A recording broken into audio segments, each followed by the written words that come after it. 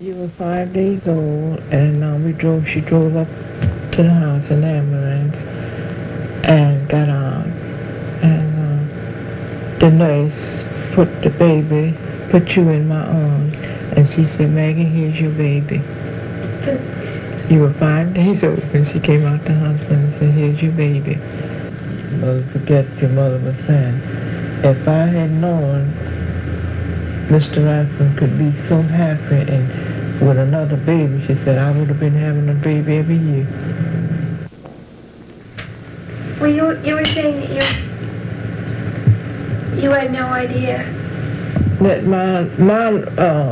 that I meant so much to you because you left me so young, and how you could remember all of that.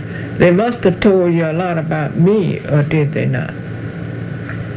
No, they just didn't talk about this part of my life. Was just,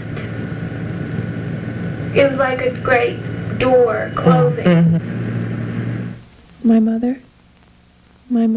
My family lived in a small town just across the Mississippi River from the docks of New Orleans, in the house my great-grandfather, an Irishman, bought from Ben Butler after Reconstruction. When I was born in 1950, my mother gave me to Maggie Franklin. Maggie, her husband Earl, and daughter Willa May lived with us in the grove of live oak trees in the lee of the levee at the corner of Harvey's Canal and the Mississippi River. The top branches of the oak trees were only just a little higher than the top of the levee, and through these branches we could see the masts of the tallest ships going into the New Orleans docks. My father. Tina. Me. Tina. Me. Tina. Me. Tina. Me. Tina. Me. Tina. My mother died in an airplane crash when I was 3. This picture was taken at her funeral.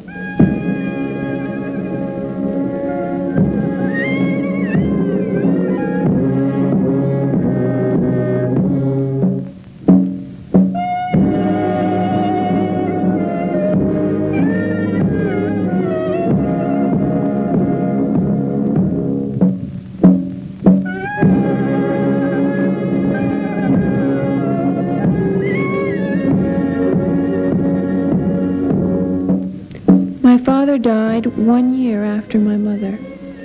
I don't remember my father dying. This film is called Come Back.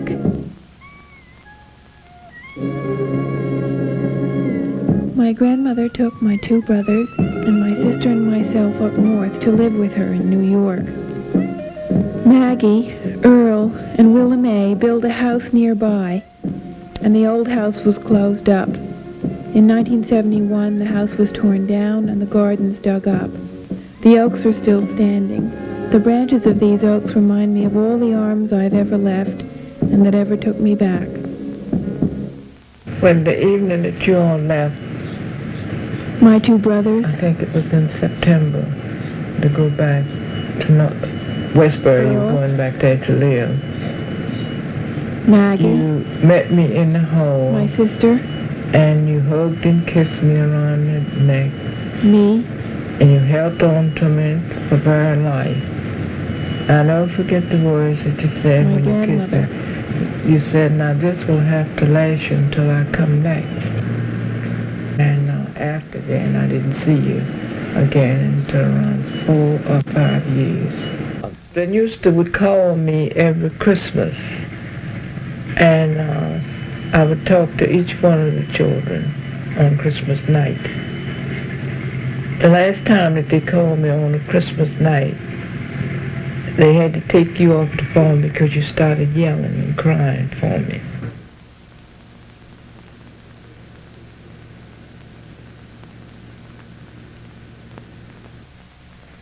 And I think some of them had told you that the only way that I could come to you, which I thought was cruel to say, that if Earl would die, then I would come up there. But as long as Earl was living, I couldn't leave Earl and come up there to you. I think you were about 7 then. When I went to Georgia, I think Miss Patsy had the home there. They went to home, and you were there. And I was there, I think, 3 days. And you tried to put on a brave front, but I could see that you were so unhappy.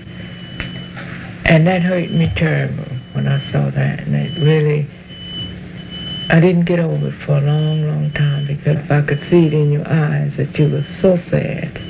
And I didn't see you again until Miss Rathborne brought you here. And she stayed so close on you that you never got a chance to say anything to me at all. And, but you were, I could see then that you were still very sad. My grandmother. And it wasn't what you wanted. You wanted to talk to me and all that. But she stayed so close behind us. She didn't allow us 5 minutes together. That's one of my biggest memories is that because you were black, people who put you on the 3rd floor. And I never forgave her. I mean, that's one grudge in my life that I have never forgiven. And I was 3 or something. Yeah, that's right, you were. And I hated her for it. What she wanted to do above everything after your parents died was to get you on from under my domination, as she called it, you know. But that's what she felt, that she would get you all up north, and she'd bring you up the way that she wanted you brought up, you know. That's what she really felt. But after all of that failed, she finally realized that my way was the best way. And she said what I had imparted in you in those few years that you were with me, it has grown up in you. That you had my kind disposition, and... Oh, I can be cruel. I mean, I'm not like you. And I can be sometimes. But you were kind, you never were cruel. And I didn't see you no more until you came back, when you were old enough to be on your own. The day that you came back, that Easter Sunday, Easter week it was. Easter week. I think it was, must have been on a Friday, when you brought me that Easter plant, and said, well, I've come back to you, lady. And that was one of the happiest moments of my life. And I always treasured it in my book of memories as being something I'll never forget. That you would come back again, you know. That had always been my prayer, and it just seemed like it was a prayer answered when you walked in there and hugged me and said that. I'll always treasure that as one of, in my book of memories, one of the happiest moments of my life. Maggie, Maggie, Maggie, Maggie.